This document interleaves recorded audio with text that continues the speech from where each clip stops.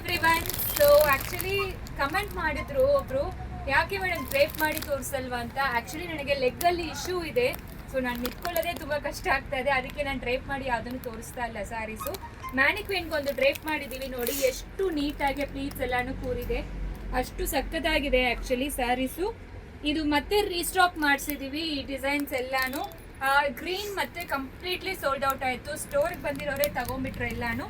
ಈಗ ಆಕ್ಚುಲಿ ಒಂದೊಂದು ಕಲರಲ್ಲಿ ತ್ರೀ ಪೀಸಸ್ ಅವೈಲಬಲ್ ಇದೆ. ನಾನು ಇದು ಡ್ರೇಪ್ ಮಾಡಿರೋದು ಬಂದು ಒಂಥರ ಪೇಸ್ಟಲ್ ಗ್ರೇ, ಸಖತ್ತಾಗಿರುತ್ತೆ ಆಕ್ಚುಲಿ. ನೋಡಿ ಎಷ್ಟು ಪ್ರಿಟಿಯಾಗಿದೆ ಅಂತ ನೋಡಿ. ನಾನು ಓಪನ್ ಮಾಡಿ ತೋರಿಸ್ತಾ ಇರೋದು ಬಂದು ಒಂಥರ ಪೀಚ್ ಕಲರ್. ಕಂಪ್ಲೀಟ್ಲಿ ಸ್ಯಾರಿ ನಿಮಗೆ ಸಾಫ್ಟ್ ಇರುತ್ತೆ, ಆಲ್ರೆಡಿ ವಿಡಿಯೋ ಹಾಕಿದ್ದೀವಿ. ಆ್ಯಂಡ್ ನಿಮಗೆ ಈ ರೀತಿ ಪಲ್ಲು ಕೊಟ್ಟಿದ್ದಾರೆ ನೋಡಿ, ಈ ಥರ ಪಲ್ಲು ಬರುತ್ತೆ. ಆಲ್ ಓವರ್ ಸ್ಯಾರಿ ನಿಮಗೆ ಬ್ರೊಕೇಟ್ ಡಿಸೈನ್ ಕೊಟ್ಟಿದ್ದಾರೆ. ಇದು ಎಕ್ಸ್ಕ್ಲೂಸಿವ್ ಅಂತೂ ಇರುತ್ತೆ, ಜಸ್ಟ್ 1095 ಮಾತ್ರ. Free shipping, plus shipping provide ಮಾಡ್ತಾ ಇದ್ದೀವಿ.